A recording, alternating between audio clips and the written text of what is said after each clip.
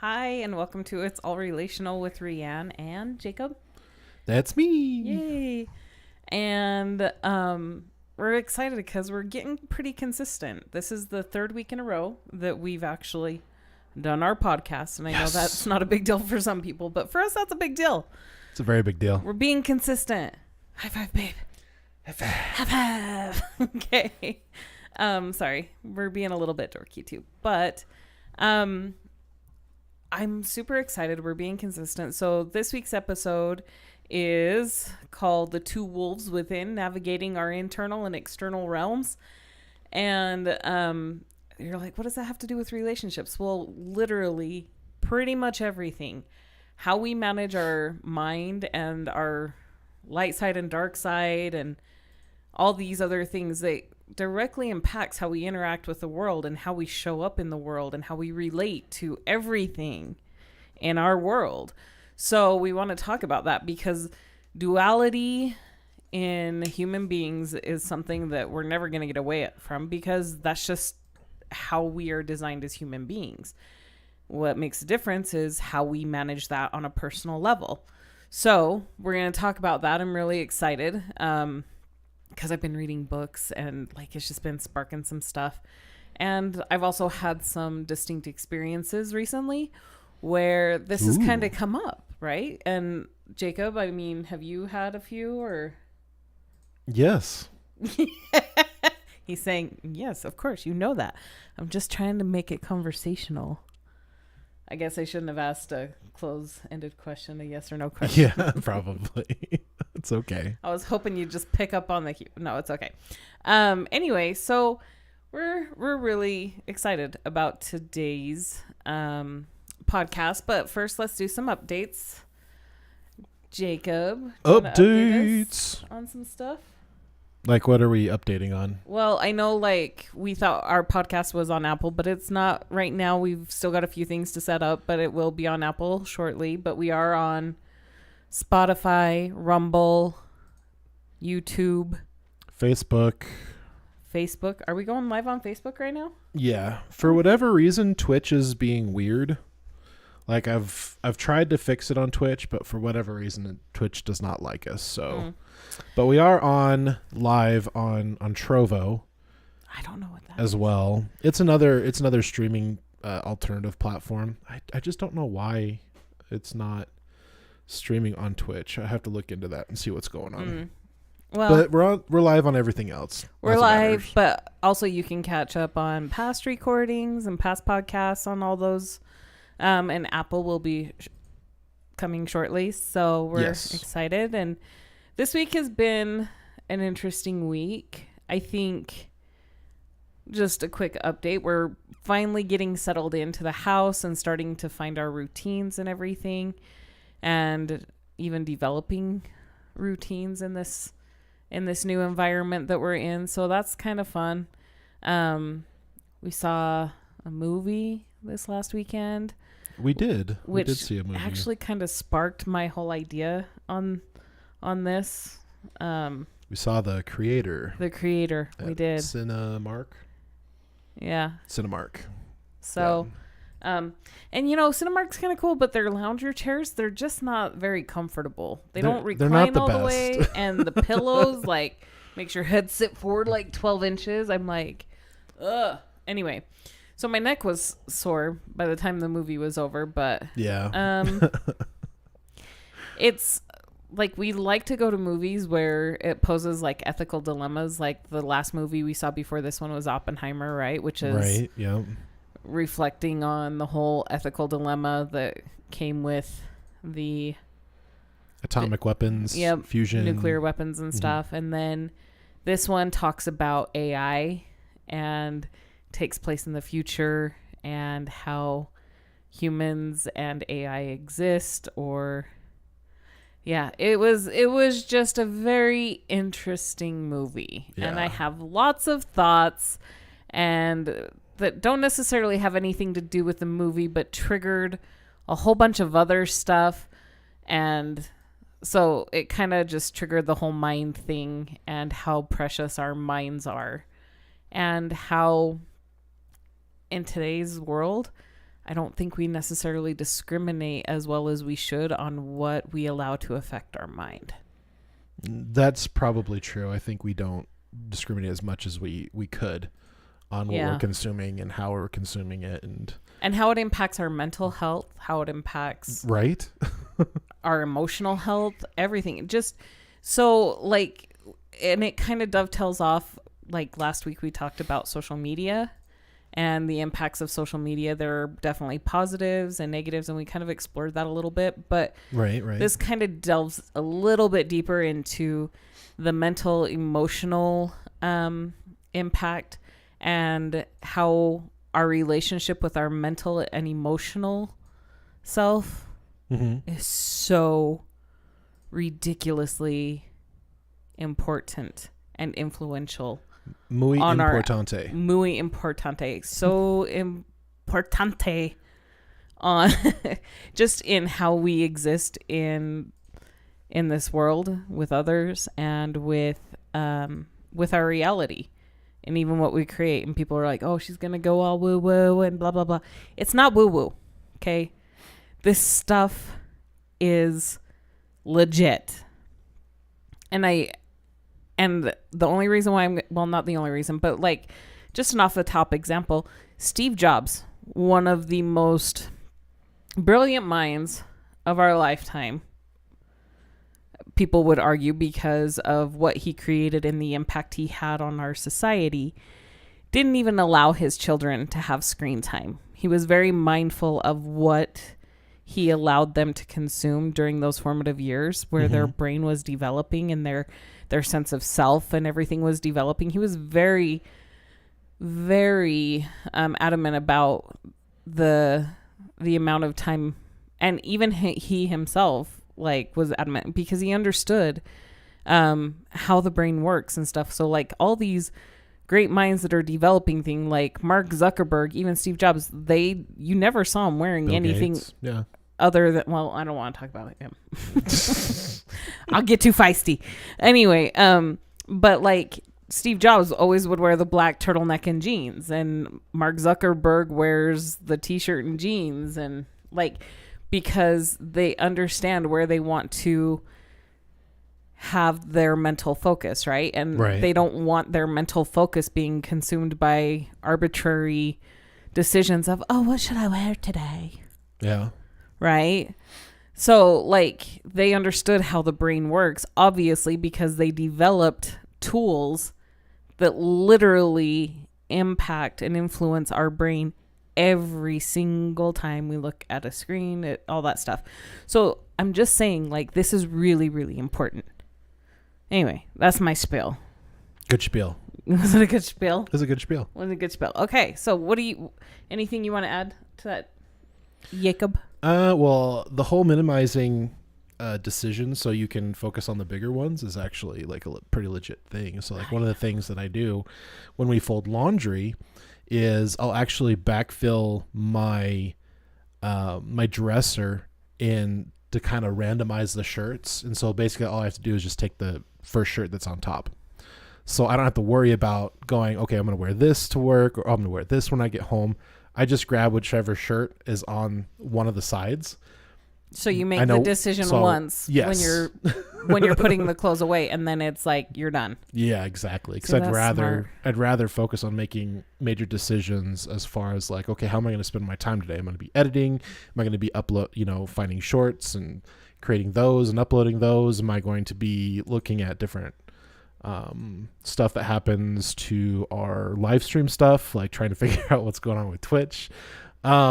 I'd rather focus on figuring out what I'm going to do with those things after I get home from work rather than worry about in the morning, like what shirt I'm going to wear, what pants I'm going to wear. So I just have it stacked in a way where one side is work, one side is at home, and I just, have them in the same spots every time.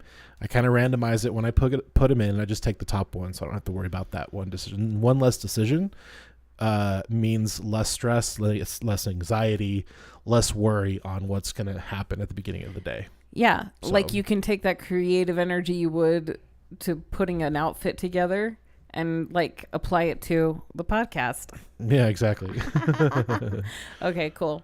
Well, So just for catch up before we dive in too much more, like get really started into it and like kind of the framework we're going to be working with. Okay. What were 3 of the best things that happened to you this last week?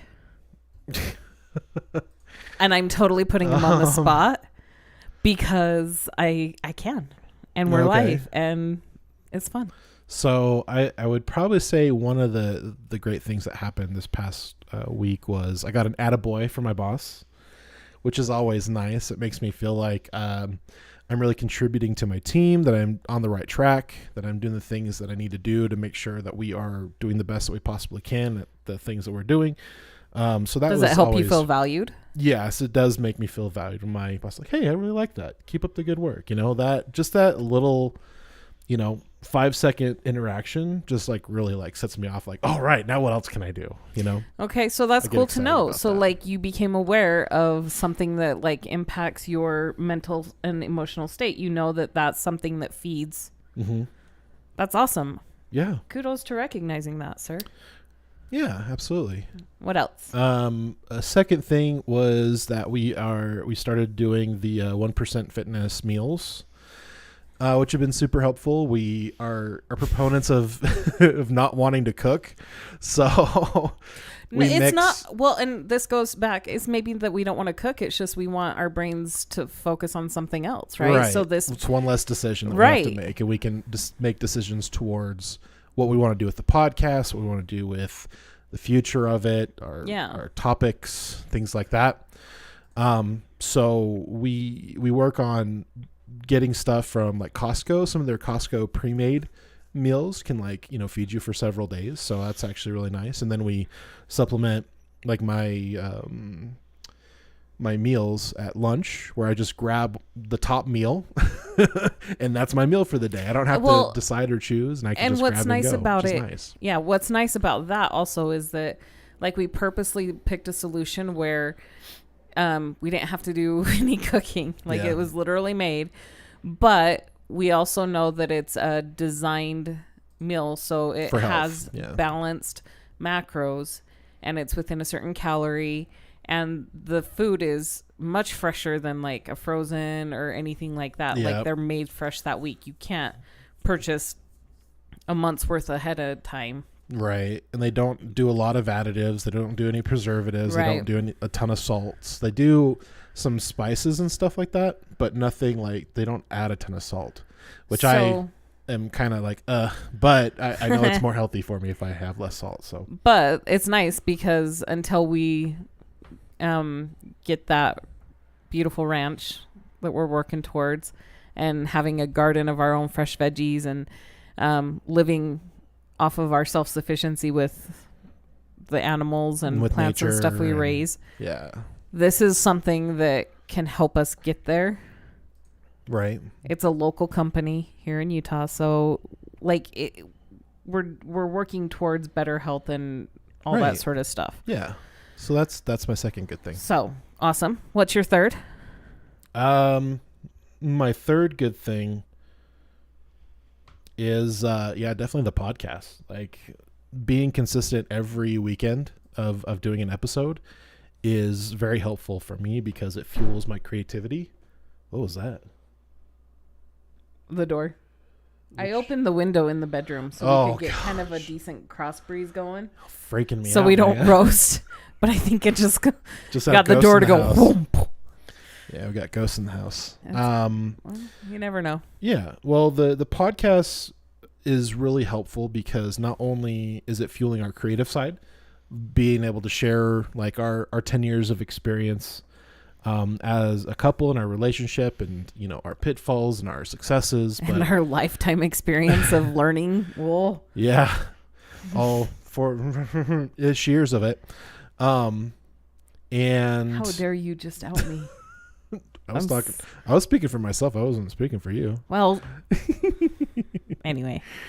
But I'm just saying, like, it's been super helpful because it fuels the creative side and it also gives us some real quality time on the weekends, in addition to our date nights, which we had on Friday, which was really fun. Right. Yeah. No, I think, okay, so I'm going to tell you my 3. Yeah, would love to hear your 3. Do you? Yeah. Well, okay, good, because I'm going to tell you anyway. Okay.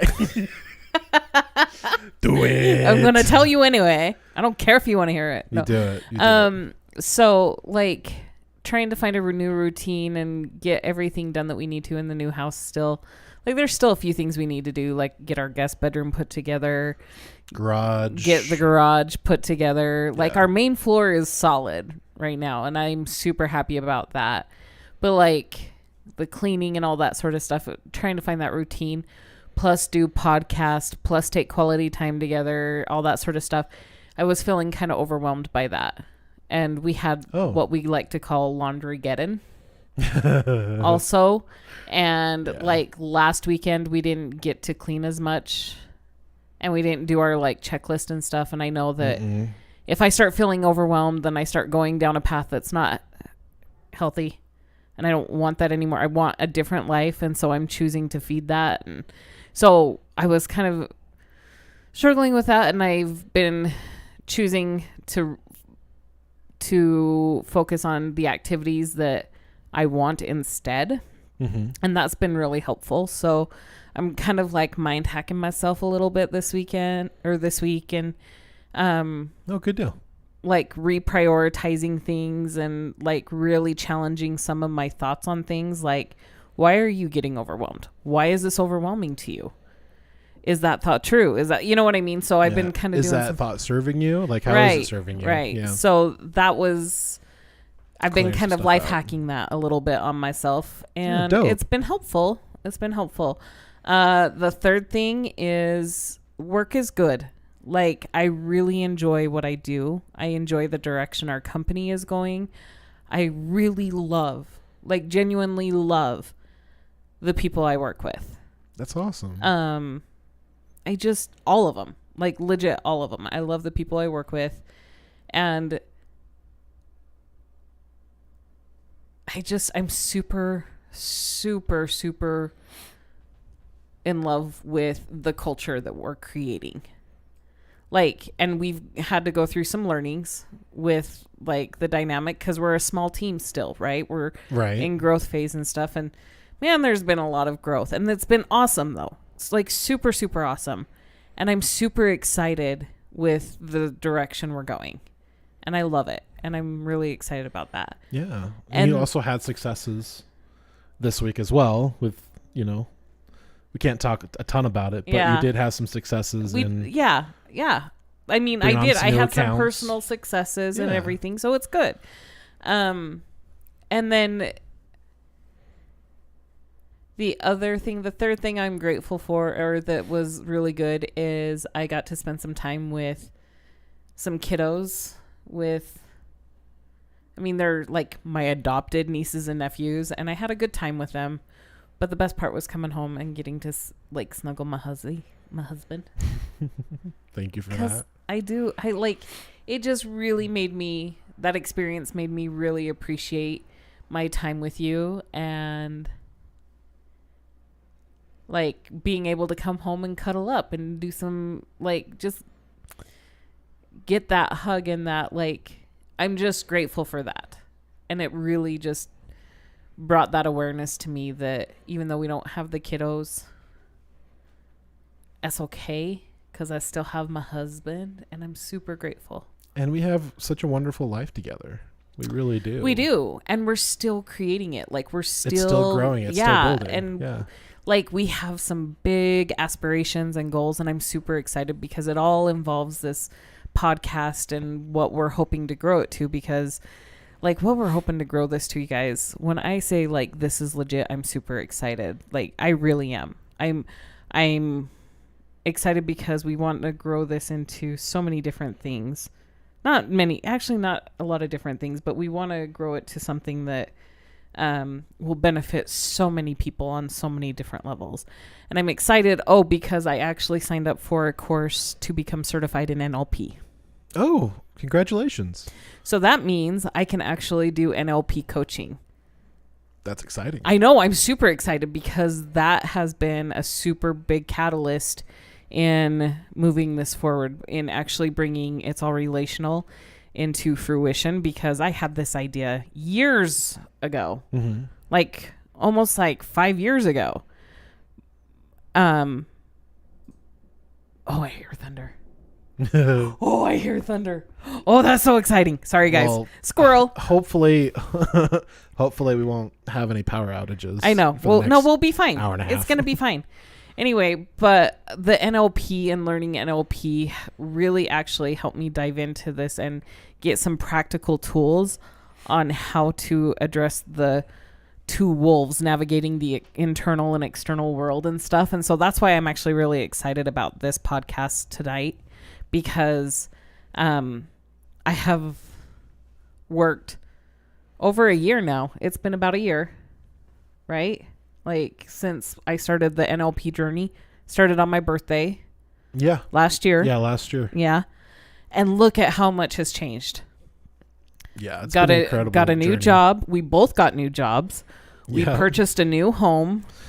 Yep. We now have an investment property. First rental. Uh-huh. You got promoted on your new job already. In the first 2 months, yes. Right. I'm having personal success with my job. We got the podcast going and we're both committed to making this work and start going. And we've been consistent with it now for 3 weeks. Like, we are taking such positive strides in our life. Yeah. Because of the mind shift that I took. We're feeding the correct wolf. Yeah. We're feeding the wolf that serves our success. Yeah. For right. Sure. So that's what's exciting, but I'm excited because I signed up for the course to where I can actually be certified to actually work with people and help them develop these tools. And what I love about it is these tools are so incredibly powerful and helpful. And I've experienced much more beneficial results due to the tools I learned and that I'm going to learn. I'm super excited to be able to help people and learn how to coach people with this one-on-one.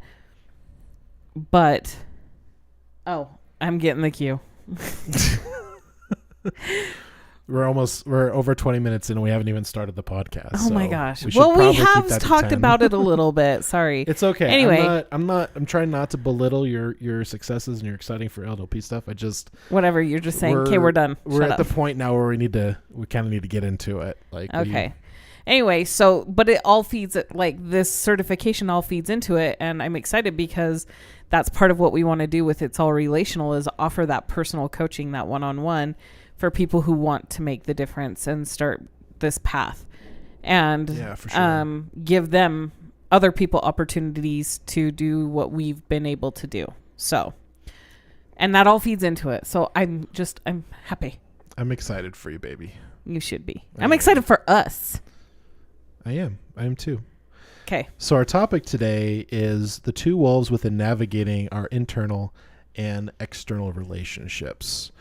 So Reanne, when we first started to kind of organize this podcast and kind of add to our ChatGPT outline that we dude, why are you revealing our secrets again?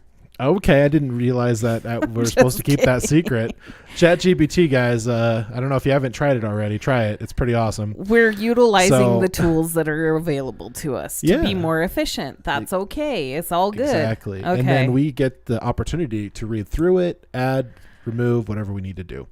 But the thing is when we first started putting this together is I've heard of this term, the feeding the two wolves, the proverb, if you will. But Reanne, why don't you go ahead and explain to us exactly what it means from the proverb itself, and then how we're kind of incorporating it into this discussion today. So the proverb is that there is a child asks his grandpa about, I don't even remember the proverb. Do I need to look it up? Well, yeah, because I don't remember what starts it. I just remember the grandfather's answer to his grandson, and he said, "So which wolf do you feed, or which wolf wins? Because within every person is light and dark, good and evil, right? We all have the propensity to do good or to do evil, right? Okay.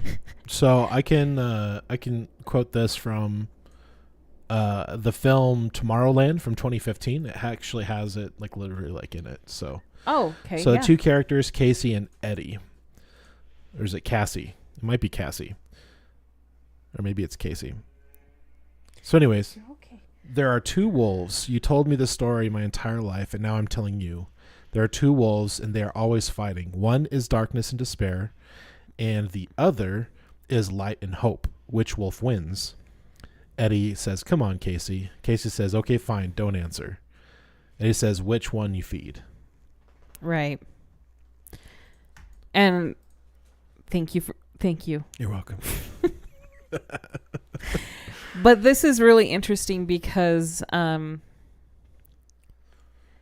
have been times in my life where I have definitely fed the darkness. And I have fed that depression and anxiety, and I have allowed that to stick around, and it has taken me to dark places. And there are times where I have definitely fed the light, and I have had good and everything. But the thing that's been the difference is my choice in it. And we all have that. In fact, like I've noticed on TikTok, there's that shadow work journal that's been promoted, or maybe that's just my algorithm that it keeps popping up or whatever. Mm-hmm. But like everybody understands that there is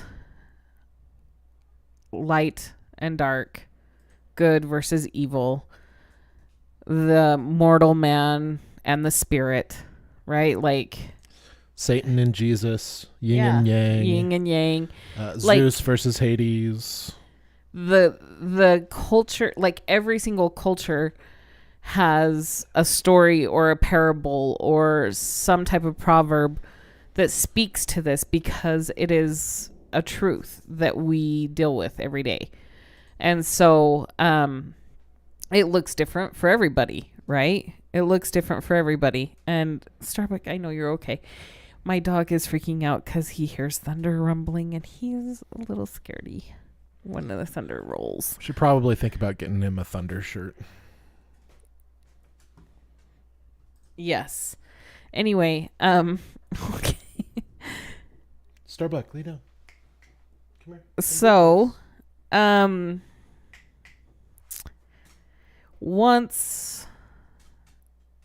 just even recently on my birthday, I had the dark wolf come up a little bit in my own head, and there were lots of thoughts and everything, and I started to feed it.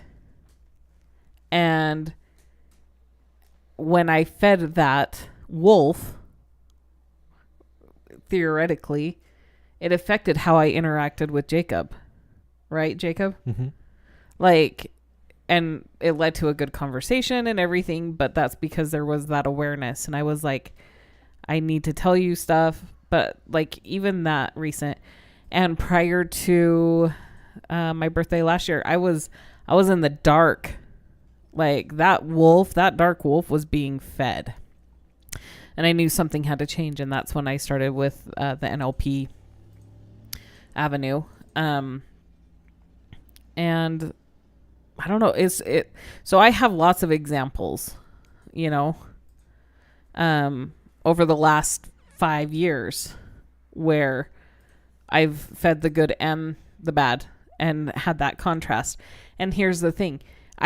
You're always going to be in a situation where you have to feed one or the other. Always. Because they exist.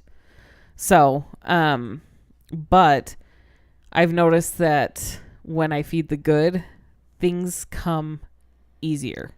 When I feed the happy thoughts, when I feed the actions that make me feel good, that give me what I need. And here's the thing, the dark wolf can meet a lot of needs as well, right? And emotions can be addicting and all that stuff. And so sometimes we allow ourselves to get swept up in the darkness fairly easily if we're not careful. And I've noticed social media feeds a certain wolf versus when I sit and read a book, right?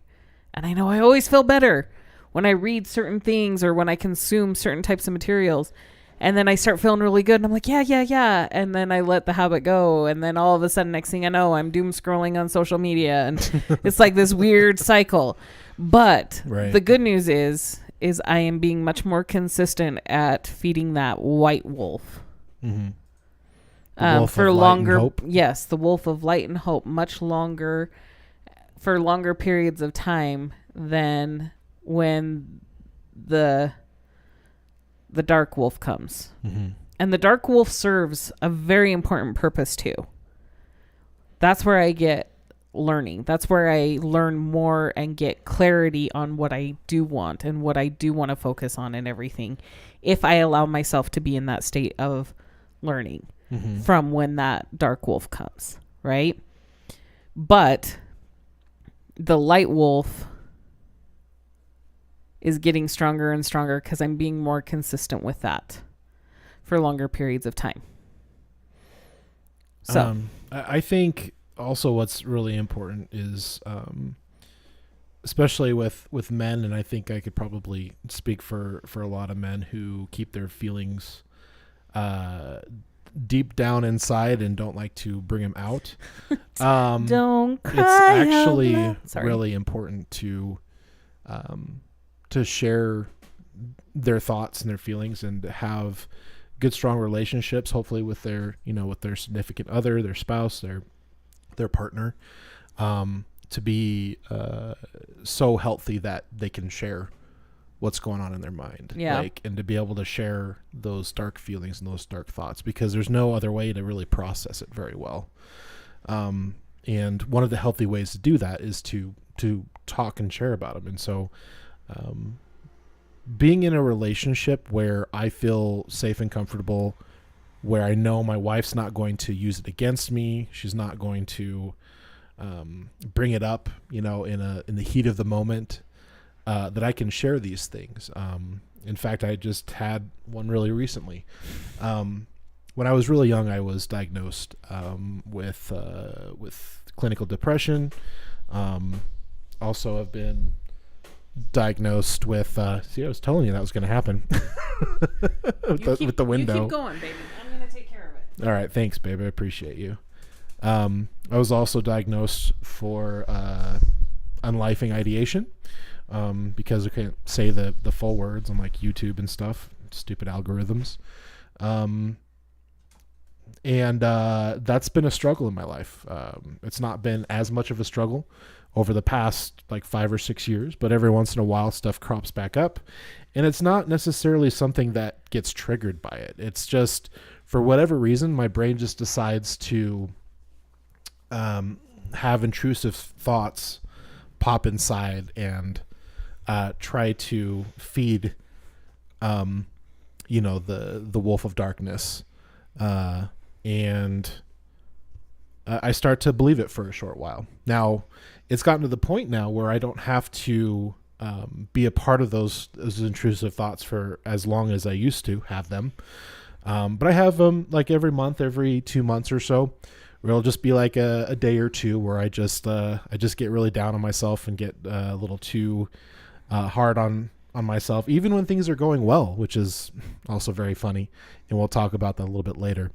But once I started to slowly start to feed the wolf of light and hope, is when those intrusive thoughts and those feelings start to fade away, because I'm continually to remind myself that things are good. My relationship with my wife is amazing. My relationships with my family are awesome. My relationships at work are amazing. And pretty soon those thoughts are less and less, to the point where I'm like back to myself again. And it is a choice. It is a choice that you have to make each and every day, especially if you are going through that, because in the past it went from having these intrusive thoughts and feelings every day for weeks at a time to now I have it maybe a day or two every month or two. Would you say that's fair, Reanne? Yeah. And I noticed that it starts to happen. I noticed that the dark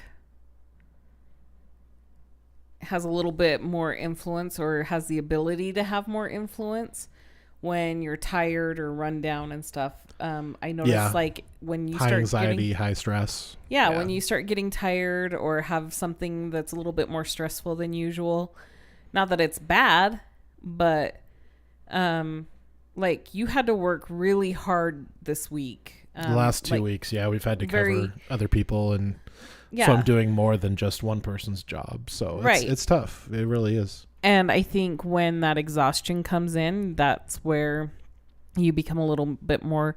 And when I say you, I mean in general. Yeah. Humans in general. Yeah. Become a little bit more susceptible to that dark programming, that dark thoughts, those intrusive thoughts and stuff. Yeah.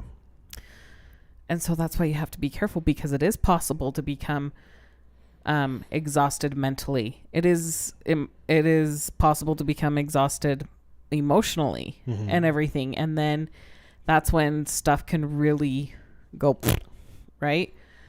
So is that the technical term? Yes. It is. I love it.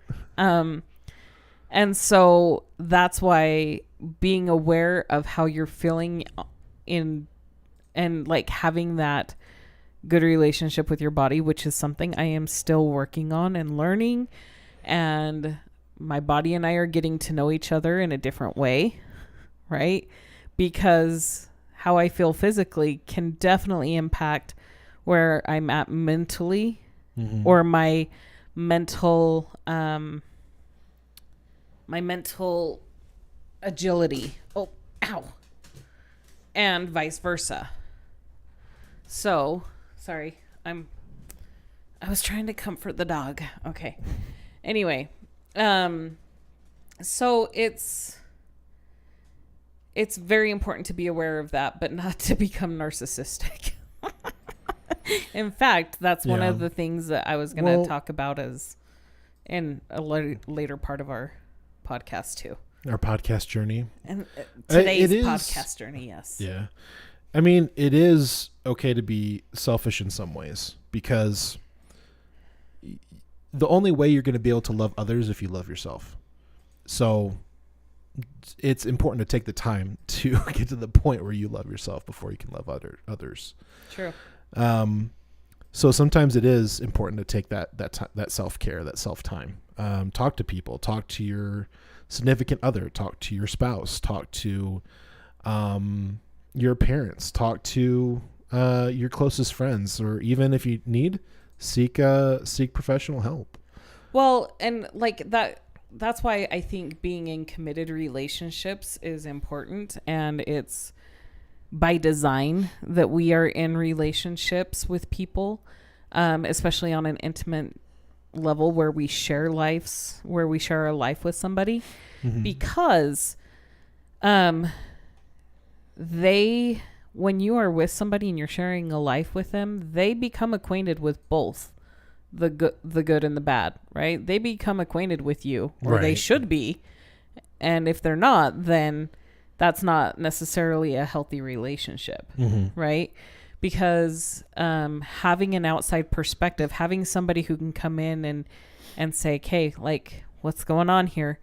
Because sometimes a dark wolf can become so much bigger that you don't see light, and you need people in your life who you love and who you trust to kind of call you on it too. To remind you of the light. Yeah. Yeah. Kind of turn back to it. Right. And so, and that can take the form in so many ways. Like it could be a grandparent, a parent, a sister, a brother, a significant other, a best friend.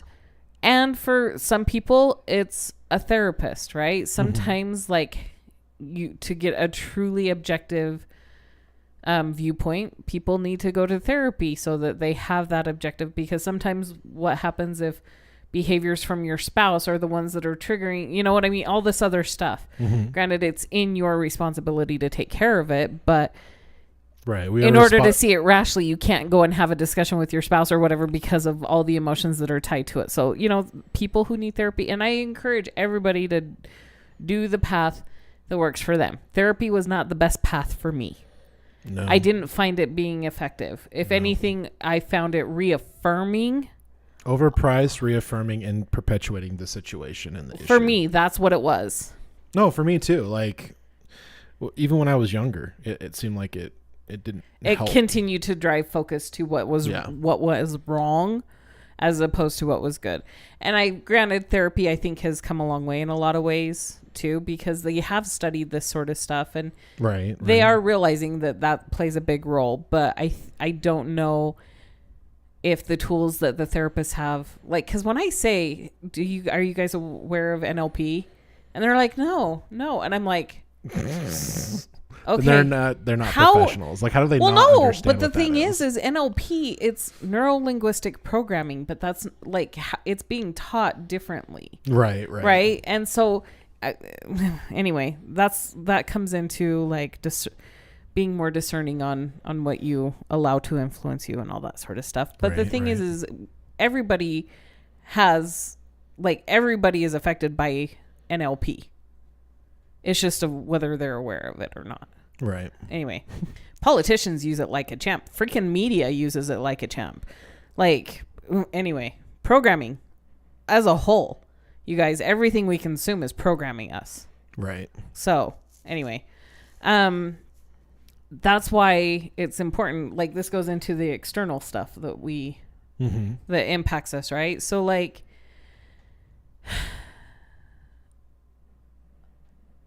yeah, I mean, political ideologies can program us. Religions program us. Oh, yeah. Yeah, definitely. Cults program us. You know what I mean? Like, there's social media, TikTok, books, social everything. media. Yeah, it programs us. TV shows, movies, films. Right. And here's the thing. Newspaper. I don't think people really understand that they have complete control over what they allow their minds to be programmed with. And the people who really get it, the people who understand and have the most influence and power in this world, understand that concept. Mm-hmm. They do. Like, they know social media is a powerful tool to push propaganda and programming. So, like, if you're a right-winger, they're going to push a ton of crap your way to confirm every bias you have. That's what the freaking algorithms do, right? Like, so that's why I'm saying it's so important to guard your mind. And it's really easy to not guard your mind in today's world, because there are people who've done extensive studies on how all of this works, and they know programming. Why do you think, who's the father? Will you Google real quick who the father of propaganda is? Sure. Because I, like, legit, you guys, when I heard this, German guy, Edward Louis Bernays. Yep. Edward, right? Edward, yes. Edward Bernays, thank you. Yeah, it's a big deal. And so some of the tactics or habits I've had to learn is it's not about, like, it's literally just being aware of what I'm watching. Mm-hmm. Being aware of how much time I'm spending on social media. Mm-hmm. Being aware of how much time I'm actually allowing myself, like, I'm reading a book that edifies me or triggers my imagination or all that sort of stuff. Right. You know? And I can tell when I'm starting to be programmed by the words I use. Well, even websites, like, you know, we're at a time in our lives where it's very difficult to trust where our information is coming from. Oh, yeah. Because it's not always and there's so very much transparent about where it's coming from. They're not very transparent on how it's being portrayed. And even just the sheer bombardment and the amount of information that's coming to us is hard to filter through sometimes. It's very easy to get. And it's easy to get swept up in random stuff. Yeah. I won't talk about how many rabbit holes I've been down. Like that submarine that imploded on its way to the... Like, I couldn't believe that was even, like, that big of a deal. It was just kind of like, okay. a bunch of rich people but it was a decided distraction. to cut a lot of corners to kill 5 or 6 people that was in it or whatever. Yeah. See, and the people in power who understand this and everything, they use it as a distraction. Yeah, like UFOs. Yeah, they understand how the brain works, and so yeah, it would behoove all of us to understand how the brain works, right? Too. Yeah, and that's something I have to be careful of, and so I've tried very hard on my podcast to keep a balance. So I'm hearing the different sides of the stories from different political views on the right and the left. That way I can come up with my own decisions and do my own research to decide, what I'm listening to is correct, or if it's complete fabrication, or if it's stretching the truth, or whatever the case may be. But what were you going to say about? Well, I just think because you are such an empathic person, and I love that about you because you really can tune into things very easily. But sometimes when you're not paying attention, when we start watching certain shows, you will take on the characteristics of the characters. Yeah. And start acting like when we watched Friends together.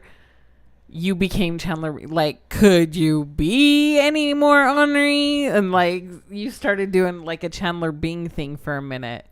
Or do Joey be like, "How you doing?" Yeah. Yes. See, like, yeah. So I have to be very careful. Well, I think we all have to be careful.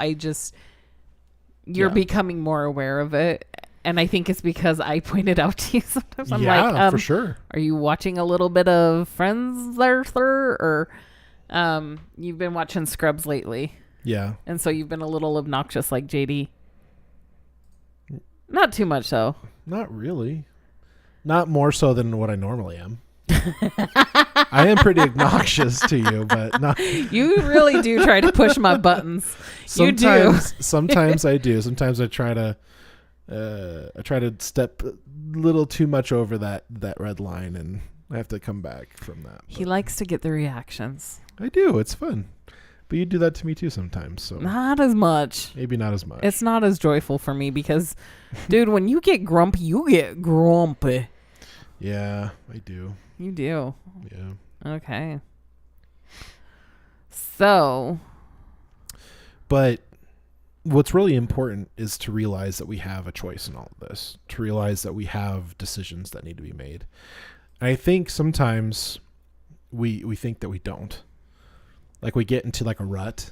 Like that's the hard part. Is when you get into a rut and it gets to the point where you're feeling like there isn't any choice, there isn't any decisions that can get you out of it or get you on a different path.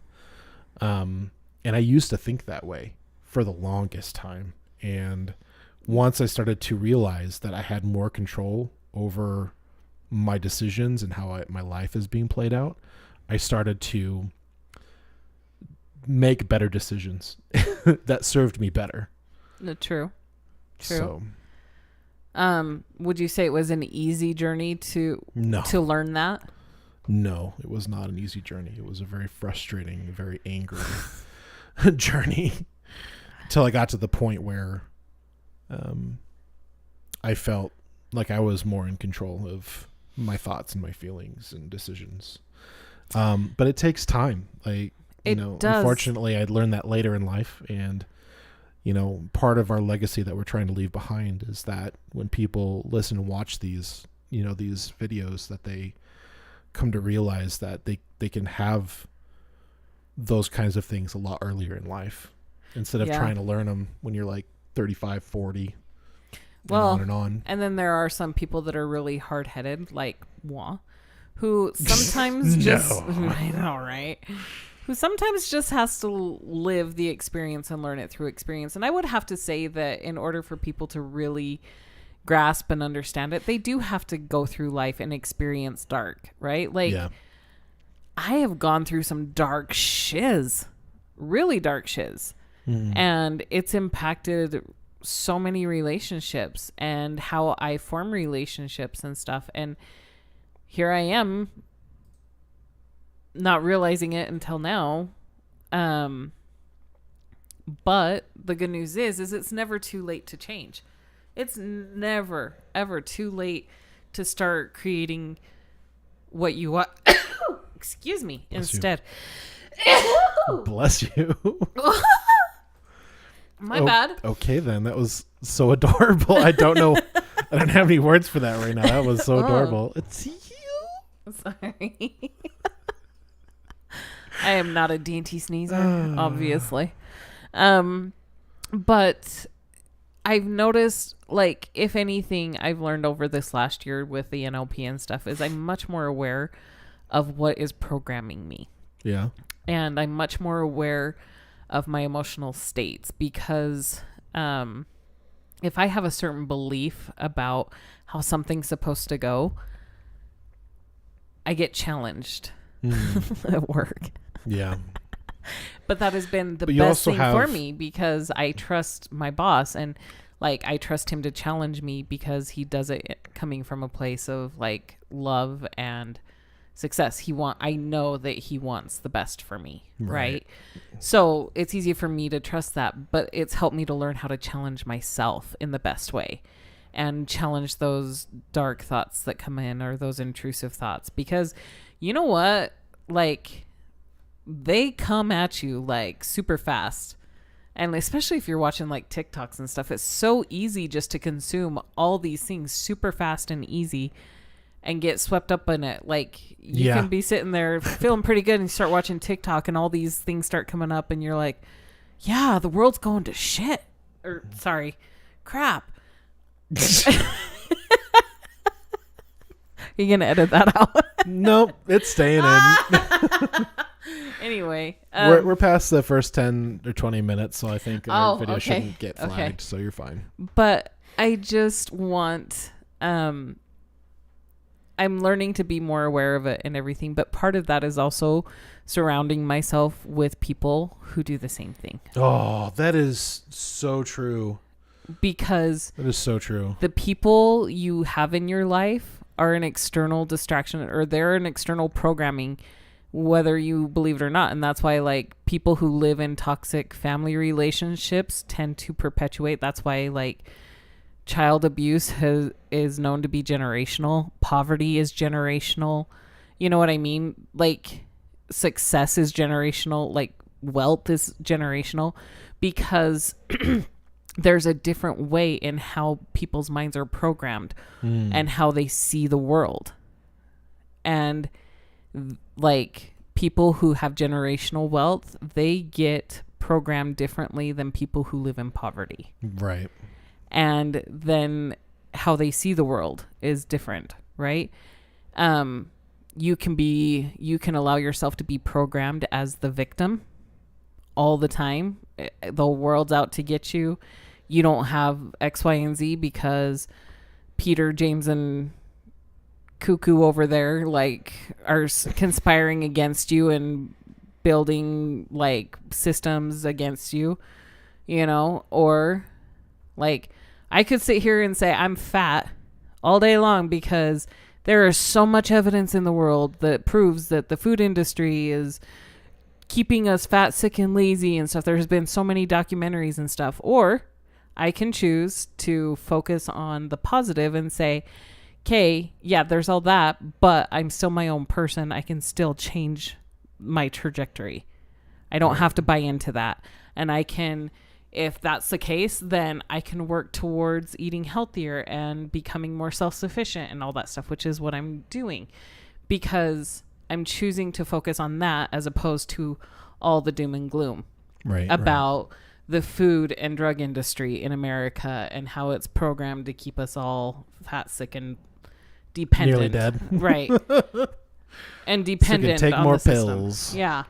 And like, and I love watching documentaries and all that stuff, but I also have to be very careful. Like knowledge is wonderful and it's good, but you also have to be careful on what you choose to focus on with that knowledge. Right? Like how do you take the premise and the overarching message? Now that you have that knowledge, what are you going to do about it? Are you just going to sit and complain and bitch and moan? Or are you going to actively make changes in your personal life or within your community or with the people you interact with? right? Like people say, oh, it was a horrible work culture, blah, blah, blah, blah, blah. Well, okay, if it was a horrible work culture and it's being programmed that way, which did you choose to focus on? Did you sit and choose to focus? And I'm saying this because I have very direct personal experience.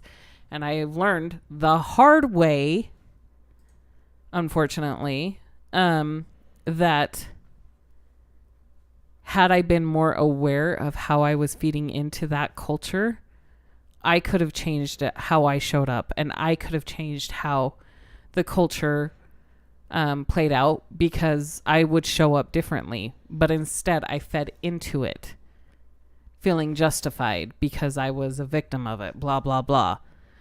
Right? There's two different ways and two different approaches. Yeah. I think... And one is definitely easier. It is definitely easier sometimes to go down the... Sorry, I'm going to finish this out real quick. It popped in. Okay. It is definitely easier sometimes to feed the dark wolf. Yeah. Because it's there and it's big. Right? But that doesn't mean it's going to serve you in the long run. And it could, like, sabotage you. And so our bodies and our minds are such fascinating, magnificent machines that they will take the path of least resistance. And sometimes it's to feed that dark wolf. Yeah. But you feed the white wolf enough and it will become the path of least resistance, and that success and everything that you do want comes into play. Anyway, sorry, that was my little soapbox. Okay. Hopefully I won't... Well, I'll go on to the thought process that I had. Yes, please. Sorry. Because like you just like popped in a couple of others. So I didn't really start seeing better personal progress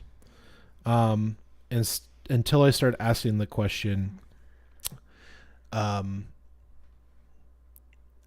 is it me?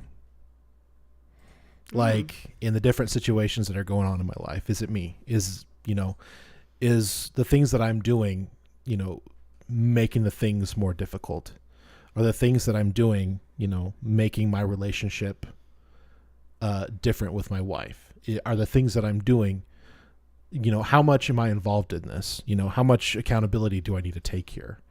When I started thinking in those terms, when I was doing my own personal progress check-ins, like I started to see that there are things that we can do differently, which can make things better. I do have to say, I can tell when you ask yourself that question. And when I don't? Yes. I can tell. Yeah. I definitely can tell.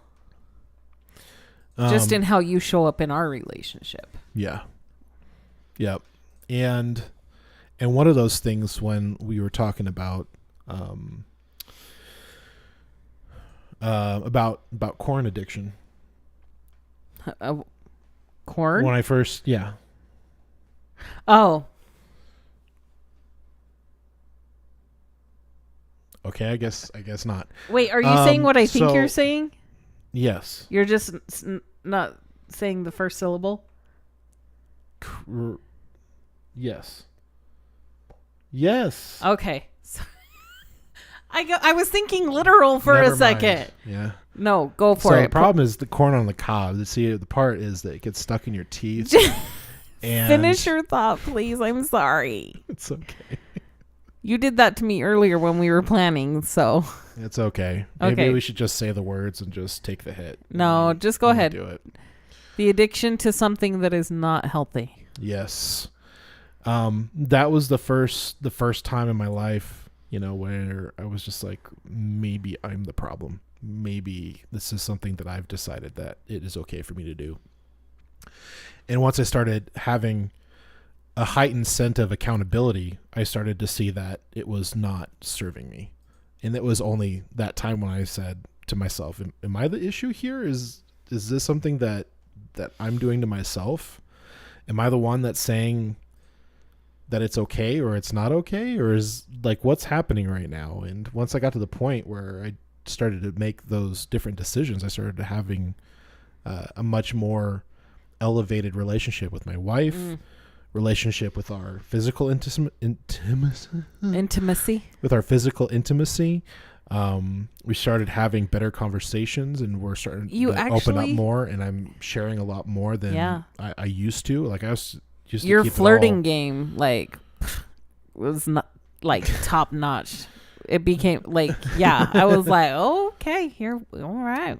Yeah, and I started looking at my wife in a whole different way, and it actually made our relationship so much better because of it. And so, I mean, obviously, I'm not a corn star. Yeah, fight the beast, everybody, fight the beast.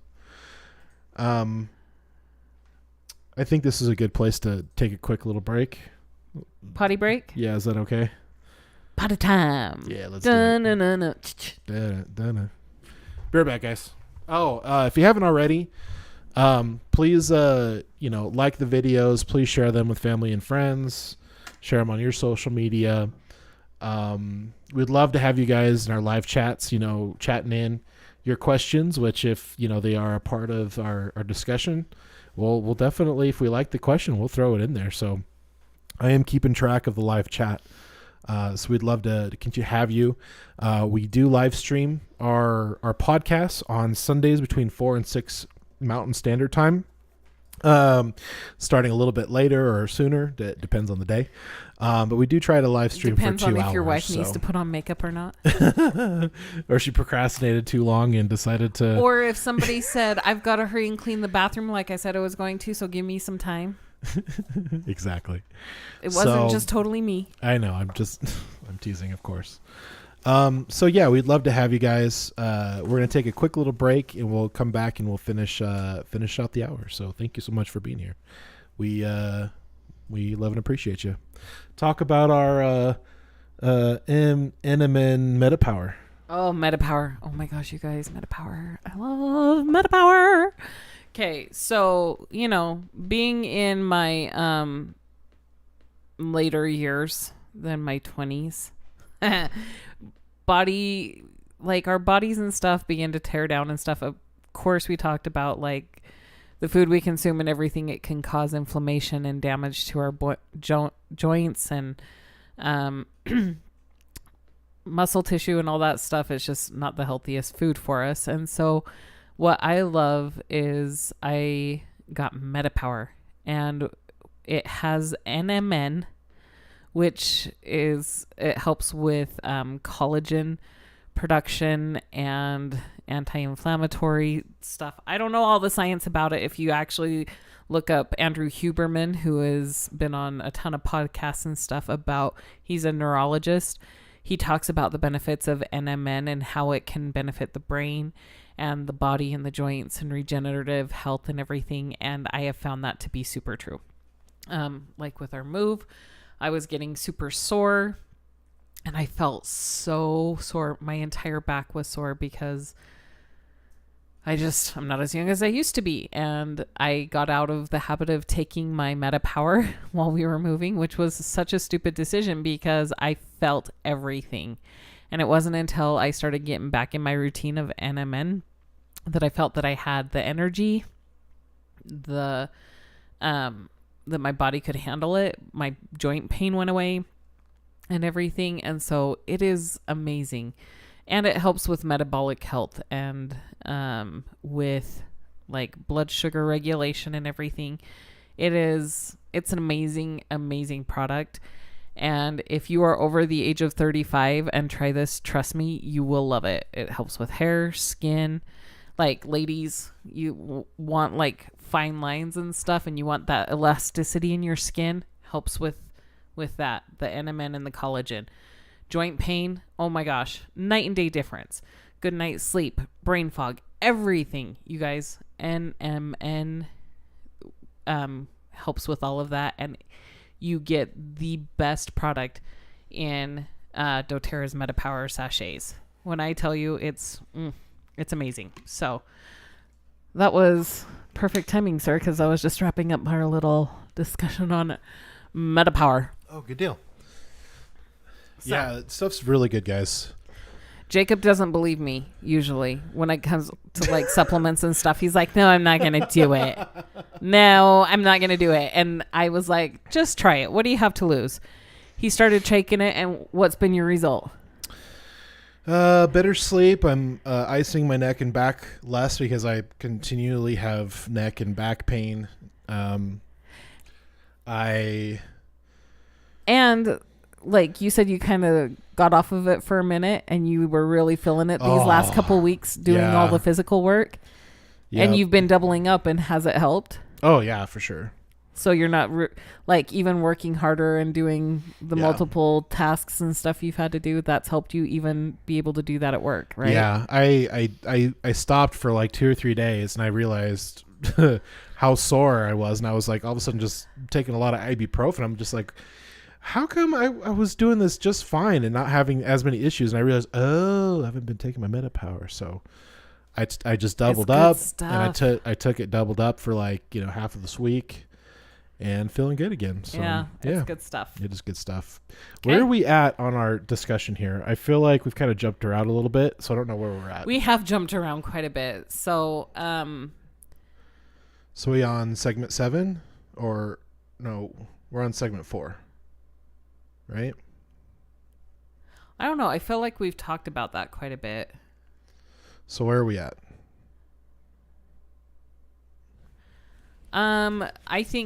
I think we can go to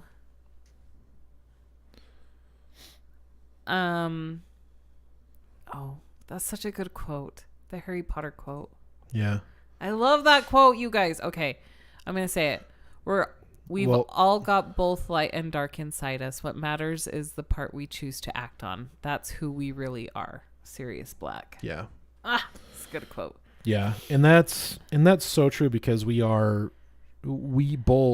have the capacity of doing good and bad things. Yeah. Which is why that there's so much gray in the world, Well, and I remember what I wanted to say, because like who we hang out with, that's where we were kind of at. Oh, yeah. The people we surround ourselves with impacts the wolf that we embrace within ourselves too. So for instance, my previous work, it did not put me in a position where I fed my white wolf a lot at all. No, it was a big struggle for you. Right. It just was not the environment in which that was fed at all. And here, working with the people I get to work with, especially my boss, and it kind of pains me to call him my boss, but he is. Because I feel like we're equal, like on a lot of things, but in certain ways not. Anyway, he's a person that I trust implicitly, and I will, like, when he calls me out, he'll be like, so what do you want instead? Like, the minute I start complaining or bitching and moaning and start feeding that dark wolf, he immediately knows the questions to ask me to get my brain to think differently or to focus on the other. Yeah. He's like, okay, so great. You figured out what you don't want. What do you want instead? Yeah. And instantly I'm like, okay, yep, you're right. I'm feeding the dark. And that has been so helpful, especially over this last year. It's been incredibly helpful. Yeah. And just that simple question alone, but I think being around people and interacting with people who understand the power of that and will help you focus on that and not allow you to sit and wallow, especially somebody like me, because like I can sit and wallow with the best of them, and I can think of like so many reasons to justify my sitting in my wallow and like sitting in my shit and playing in it. Like, well, yeah. But I'm completely justified in doing that because my brain's really good. It has been in the past at doing that. Mm-hmm. And I've needed to develop the muscle of thinking the other direction. Yeah. And finding the reasons to justify why I deserve this, or why I get the goals. And then I need my brain to be trained to go that way. And having people in my life who help me focus on that has been a game changer. So who you surround yourself with and the environments you choose to immerse yourself in definitely play a role in that. And sometimes I get it. It's not always feasible to change your environment right away, but figure out ways that you can change your state, even within that environment. Like, and we've got lots of tools, again, like we're learning, we've done this through experience, but like there's lots of ways to do that. There's always the option and opportunity to feed the white instead of the dark, and surrounding yourself with good people is one of those. Yeah. I think some of the different seminars, different books and stuff that we've read is that, like, you know, your total annual income is like the average of the sum of your 5 closest friends. Or something like that. Your annual. So it's true. Like, and I've gone back into my life and like paid attention and thought, okay, is this actually true? And it really is. Your annual income will reflect comparable to the 5 people you spend the most time with and interact with. And it's true. And that's the reflective and the same thing as far as like, at least it has been in my life. Yeah. But it's also as far as like which wolf you're going to be feeding. You know, the different mental states and the different emotional states that your closest friends are in. You know, that's going to feed one or the other. Right. Like, I love talking politics and stuff, but it's not always healthy. Political ideology and sitting and discussing that can send you down rabbit holes and everything. Yeah. And so I don't talk a lot of politics with my friends. Nope. We talk politics sometimes with each other, but not a ton. And even I think it's more just figuring out where we sit with things. Yeah, like on social issues. And just making sure our values are aligned. Yeah. Yeah. Because that's important in a relationship. Because if they're not aligned, then that could lead to some other issues. Yeah. So,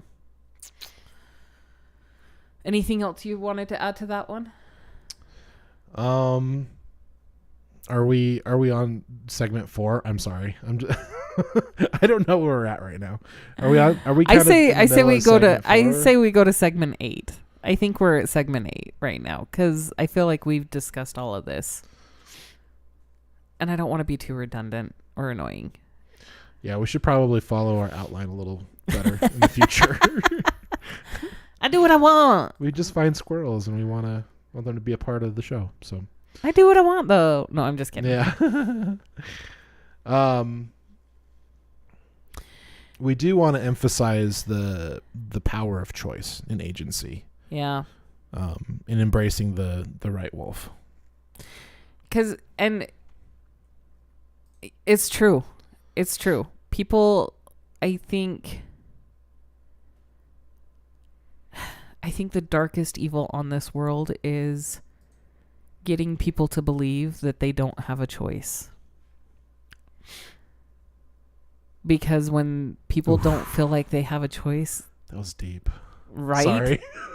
But like, if you think about it, the people who don't want you to have choice are the people who want to control and manipulate you. Yeah. They want you to believe right? They want you to believe something different. And I feel like that is the greatest evil in the world. And I feel like that is our greatest gift, is our choice. And the choice of what we choose to focus on. Yeah, and I honestly, I think back to when I was in the information technology days, where I was I was working on becoming a systems administrator, which is a person that helps, navigate the servers and like databases and emails and stuff like that. However, it also gives you a lot of great power, which you could use for nefarious purposes. Can we say like the fact checker Twitter brigade or like anybody on social media? Like, seriously. Anyway, sorry. Yeah. There's definitely, when it comes to that kind of stuff, when you have that much power, there's definitely the white hat and the black hat, I think it was the analogy. But the thing is somebody might think that their hat that they're wearing is the total white hat, and that like people are so nuanced and everything. We all have light and dark, but when people judge, like, I think it's easy on social media to be like, no, my cause is righteous and everybody should do it this way, because if you do it, you know what I mean? I think you have to be careful that way too. Oh yeah, for sure. But the the greatest impact that you're going to have on your lives is when you understand your conscious decision making is you. You are the conscious decision maker. And if you want things to be different in your life, you're going to have to do things differently in your life. You can't just expect to do the same thing that you've been doing over and over again to get the result that you want. Well, that's the definition of insanity. It is. It is. That's literally the definition of insanity. So yeah. And that's the biggest thing on choice theory, which I really think that's a book we should probably read. Yeah. Because we are the creators of our own decisions and behaviors, which will have a great effect on our outcome of our lives. And you guys, when I say your brain is like ridiculously powerful, it is. Like, you can choose how you want to feel in a moment and in an instant. And this is coming from somebody who has been in the thick of the shit, who has allowed themselves to get so far down that I didn't feel like there was anywhere else to go. And traditional therapy and programming of like, well, it has to go this way and blah, blah, blah, did not help me. In fact, it just perpetuated the problem in a lot of ways. And so when I say there is a choice, there is a choice. And sometimes it's hard to see that. And I want to create an environment in my home, in my workspace, and anywhere I go, basically, that empowers me to act on that choice. And it empowers everyone around me to act on that choice. And like, that's my goal with It's All Relational too. Yeah. Yeah. Choice is amazing. And we all have choices in how we show up and how we relate to the world. Mm-hmm. Anyway, what you believe, you receive. Did you have thoughts on that one, Jacob? I do. Okay. Because I do believe that's true, that, you know, what you believe you will receive. Mm-hmm. I mean, we've seen that in the majority in our life. of respects. Like, I think that's definitely a true principle. And obviously the more good things you do, the more good things, you know, will come back to you. However, none of those things are going to happen until you do something. Right. You so know, like there's an action in that, not just, I think I'm going to do good things today. But the thing is our brains are amazing. And if we say, hey, I believe this to be true about my external world, then your brain is literally going to find evidence to support that at all costs, because that is a belief, right? So if you believe that you're a victim and that the system is stacked against you, you will find evidence of that. Like, for me as a woman, if I start feeding into...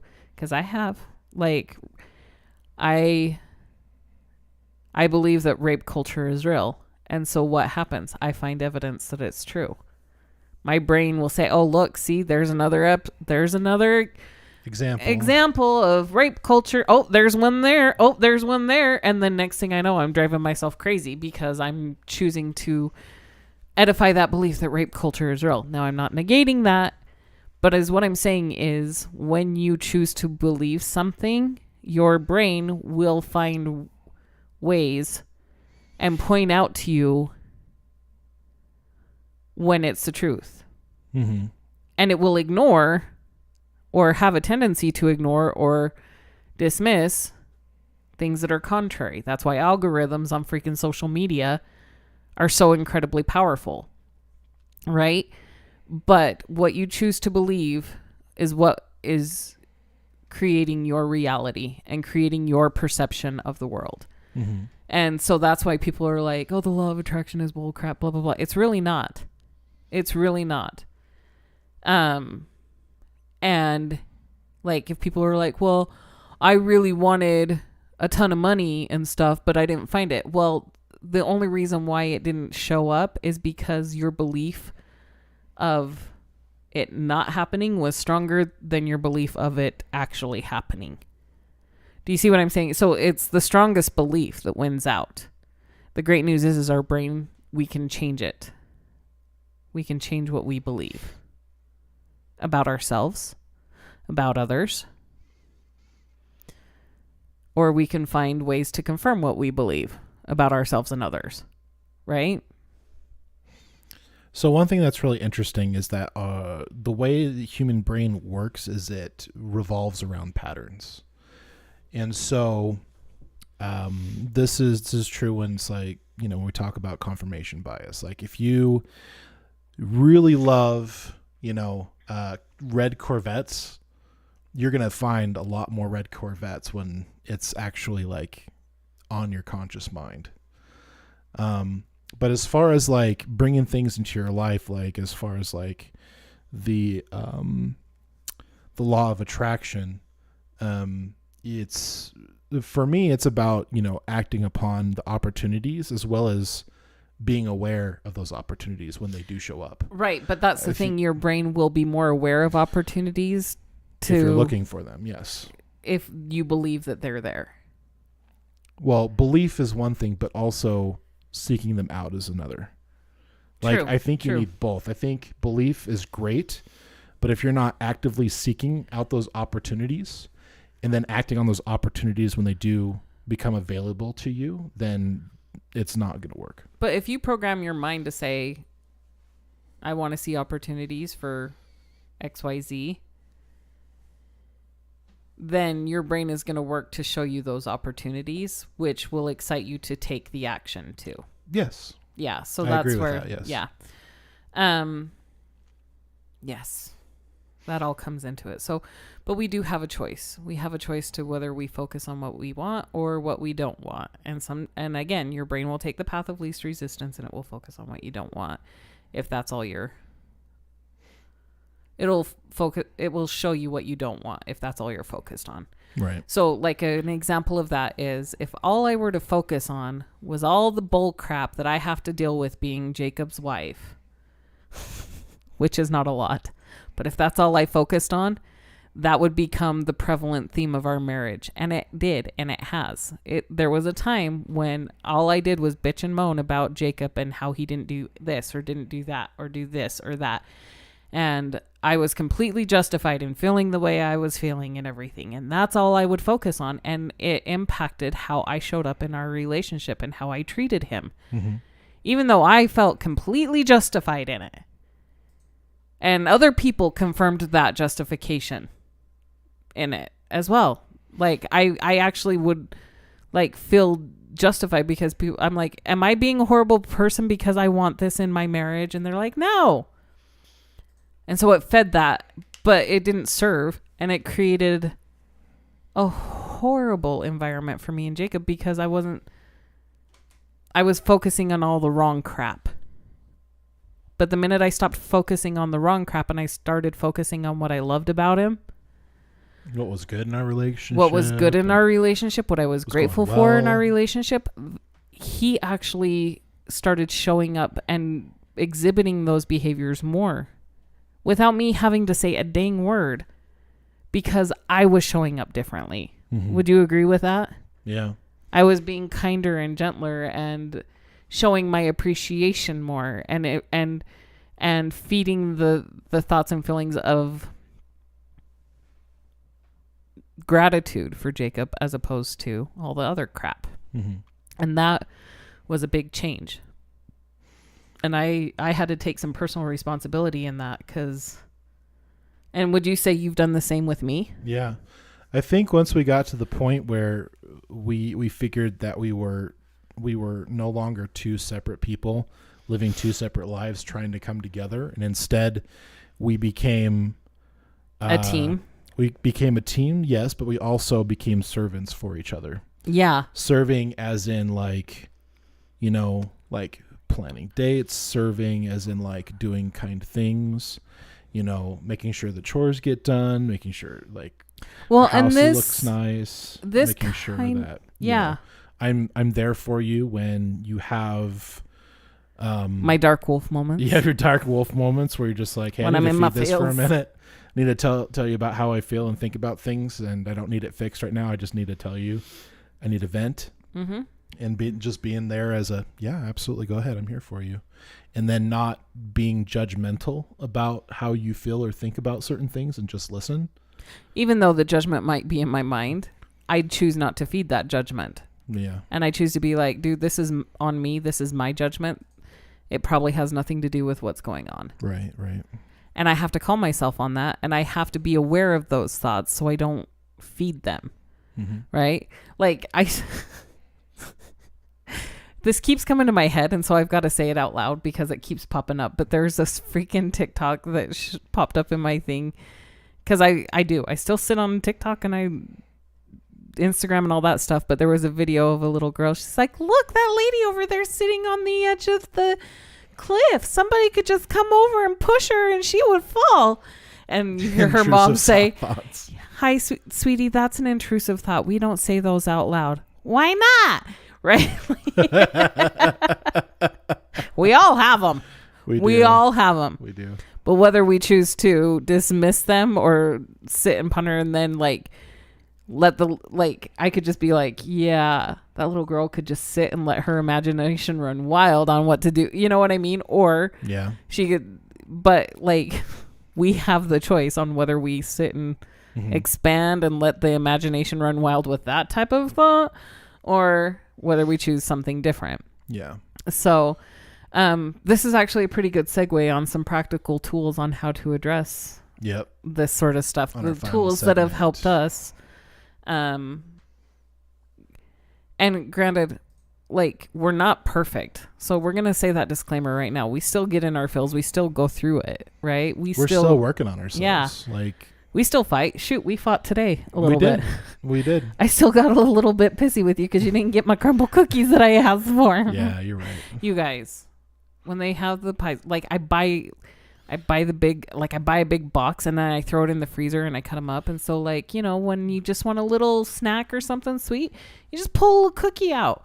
But they don't always have the cookies I like. So it's not like I buy them all the time. Yeah, and I dropped the ball and didn't get it because I was too focused on me and my feels. And then I got all frustrated because he was feeding his freaking dark wolf and then ignored me. Yeah. And then I got all selfish about, anyway, why are we airing our dirty laundry? My bad. Because we want people to learn from our experiences. So it's not that big of a deal. So what are some of the things that you have? What are the tools you've used to help you with this? For me is to have your own personal progress check-ins. I mean, we talk about having your marriage check-ins or your partner check-ins or whatever with your relationships. You definitely need to have a personal one and really call yourself out and figure out, you know, how accountable you need to be on things.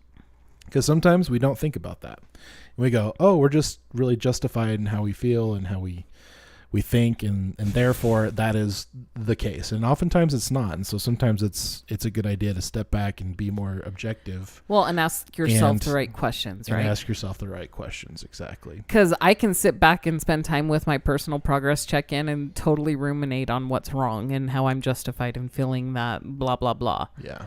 But if I ask the right questions, like when did I decide this was true? Mm-hmm. Is this serving me? Mm-hmm. What do I want instead? You know, like some of those questions are key. How accountable do I need to be in this situation? Is this my fault? How much do I need to own? Is the problem me? Like, and look at it from a different perspective. Take the time to look at it from the other person's perspective, which I feel like in society as a whole, we are really struggling in society. Yeah. And so that's why it's important to do the personal, you know. Absolutely. Check-in. Personal check-ins. Right along with relationship check-ins, we always talk about that. Like it comes up every episode, but those are super important. Yeah. For your intimate. If you're not partner. checking in with your person at least every other week, you might want to increase the frequency. Yeah. Reading helpful books, insightful books, or books that spark the imagination. Mm-hmm. This is a big deal for me. Like, this is a huge thing to keep me from going to the dark. And I notice that if I am making it a point to read and consume books that spark my imagination or trigger like that, trigger those thoughts of self-reflection or self-awareness, I am less susceptible to fall into thoughts of worry, anxiety, depression, and all that stuff, because it's like I'm building the armor against those when I'm reading. And if I'm taking time to do that every day, I'm much more resilient, right? And the phrase leaders are readers, that's a phrase that I choose to believe. And like, I honestly believe that. I mean, you look at the most influential, most powerful people in the world. They also happen to be rich, but it's because they read and they discern the type of programming they put in their brain, right? I think like Warren Buffett reads like 3 hours a day without fail. Oh, wow. And he was like massively successful. Right. And he had a lot of influence over a lot of things in our financial. Anyway. Yeah. And it doesn't have to necessarily be nonfiction. It could be fiction. Right. But you have to ask yourself, is this a stepping stone for me, or is it a stumbling block? Like, is this something that's serving me, or is it not? Like, there's people who read fiction books and they get ideas to write their own fiction book, and like it triggers like an opportunity for a great deal of success. Like, yeah, absolutely. For you to read a fictional book is helpful because you like to write, and it gives you ideas or get your creative juices going. So, right? Yeah, it's all about how intentional you are with right. what you're consuming. That's with everything. Yeah. The other thing is being aware of the words you speak to yourself and others. Oh, yeah. Like, are you speaking in the negative a lot? Like, don't do this, you should do this, you should do this, you should do that. Like, quit shoulding on yourself and everybody else around you. Like, stop it. Shoulding. Stop shoulding over everybody. No, but like, that's... I like that. That's funny. Right? Are you focused on what everybody else and yourself needs to do? Or are you focused on the successes you had? Even if they're small. I noticed that that's something that was a real struggle for me. And you pointed it out to me. I wasn't even aware of it. Mm-hmm. You're like, dude, I just shared something that I was really proud of. And instead of celebrating, you just like...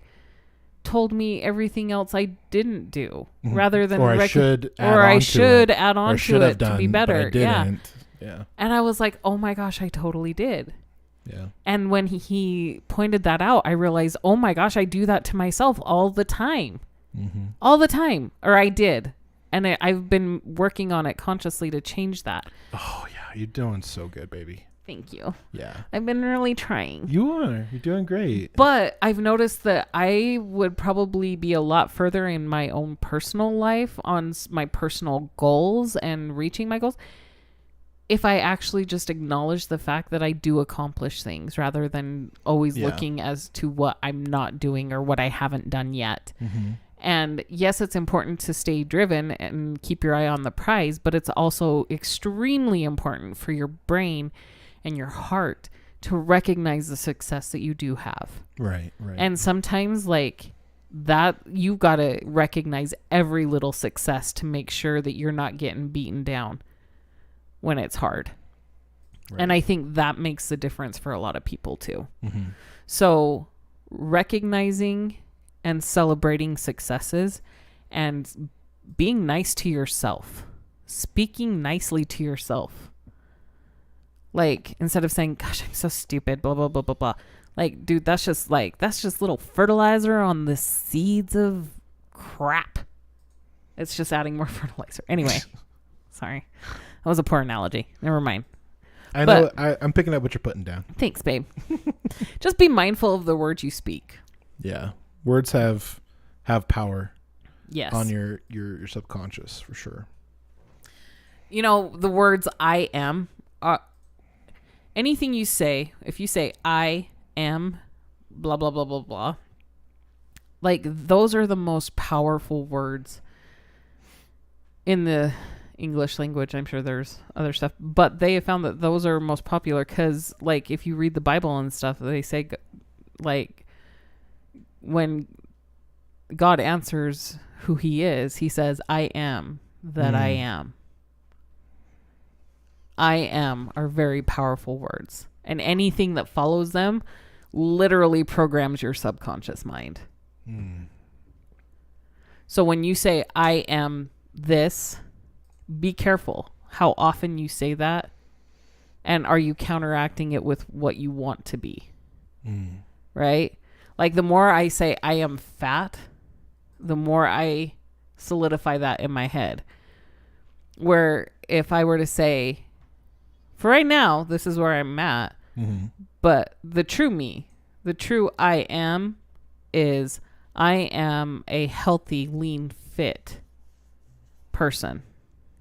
Like, I'm just kind of speaking it. That's why affirmations, they have found that positive affirmations are so good.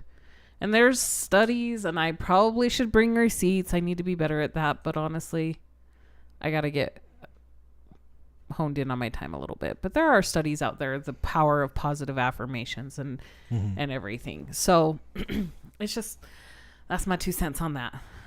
Yeah. Are you getting bored? Am I what boring are some? you? No. Okay, good. I do have a headache, so I'm kind of okay, because not 100% here right I'm now, noticing the. But that was Sorry. It's been that way for the last hour, but it's okay. Oh, I'm sorry, baby. No, you're good. Okay, we're doing this. I am pushing through. Way to power through, sweetie. Power throughing it, so to speak. Okay.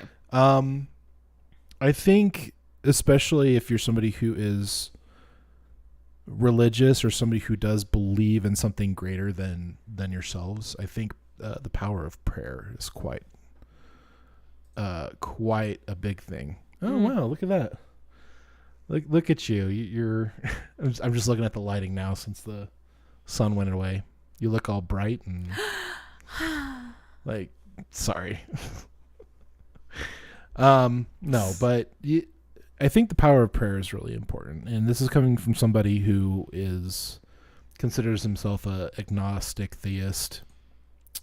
I still talk to God every day. I still thank him for things that I see that, seemingly doesn't feel like it's kind of out of the blue. I ask for help when things are difficult.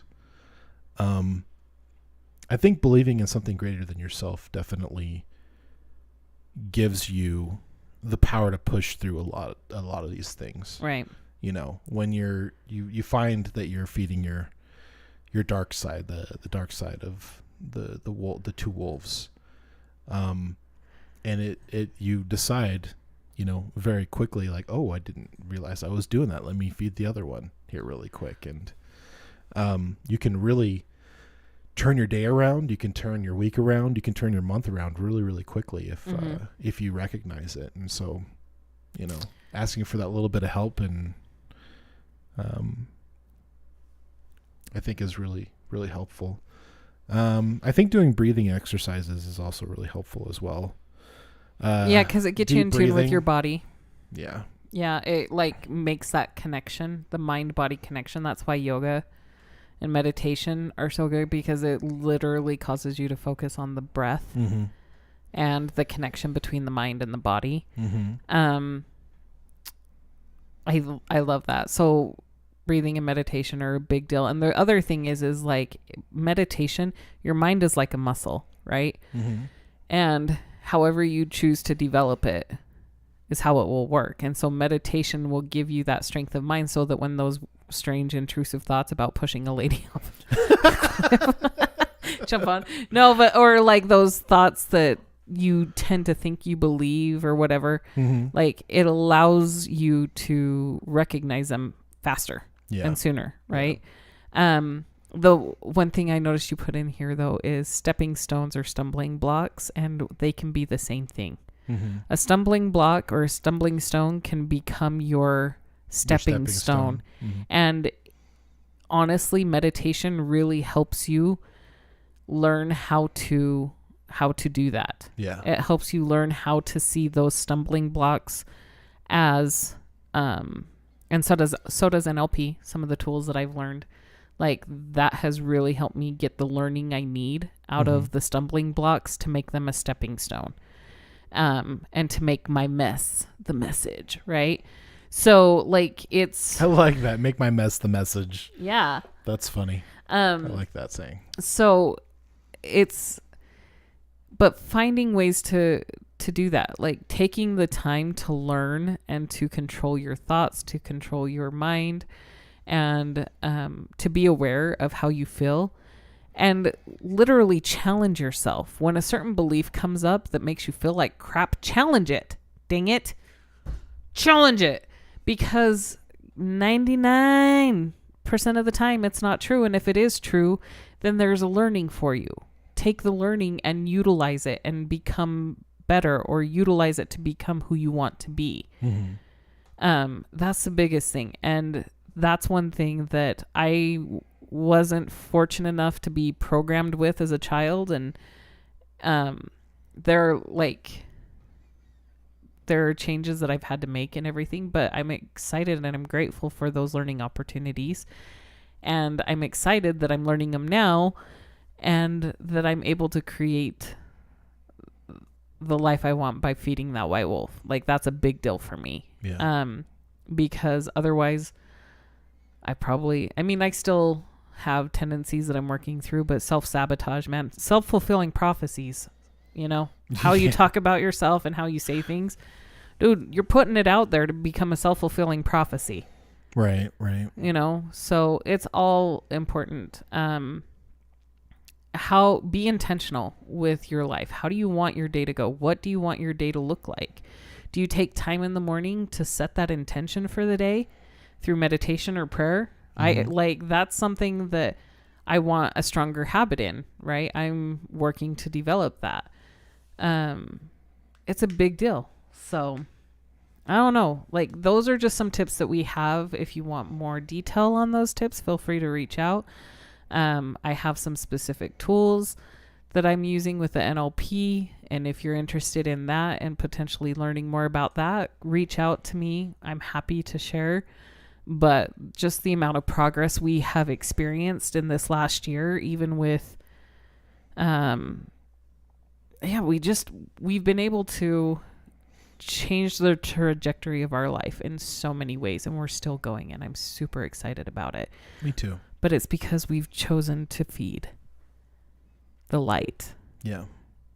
And hope. And recognize when the dark comes in, how to handle it. And how to address it. Sometimes we're not always the best at handling it in the moment, but that's why we have each other. That's right. That's why we have our check-ins. That's why we have our discussions, because otherwise it won't ever get resolved and we'll just fester. And I also use other tools like essential oils and stuff. Like I diffuse the oils downstairs too that really help get us in a good mindset for meditation and stuff. Yeah, like that external environment is important. It really is. But it's just as important as your internal. Oh, yeah. Yeah. But also be aware that you can change your external environment and how you show up and contribute to it. Yeah. Right. For sure. So, all right. Final thoughts, Jacob. Feed your light wolf, your light and hope wolf. Yeah. As early and as often as you possibly can. And do it before you get old and gray like me. You're not that old. I do like the gray. You do like the gray? I do. I like my silver fox, man. Come into light here. Yeah. But also, like, be kind to your dark wolf as well, because it serves a purpose. Yeah. Be kind to it and learn from it, right? Be gentle with yourself when you're in that dark, but also learn from it. And don't just sit and play. Yeah. Because the dark wolf will consume you. Yeah, for sure. So, thank you guys so much for coming and playing and watching and being a part of this podcast. We're super excited. If you like anything you heard or if it spoke to you in any way, please share. We're super excited about this. And we're grateful. We're grateful for the opportunity, for the resources, and for our audience. Because honestly, that's who we do this for, is the audience, and to put better stuff in there. We want to put light into the world and create a better world. So that's our goal. Amen. Amen. From our family to yours, have a good night. Goodbye, everybody. Bye.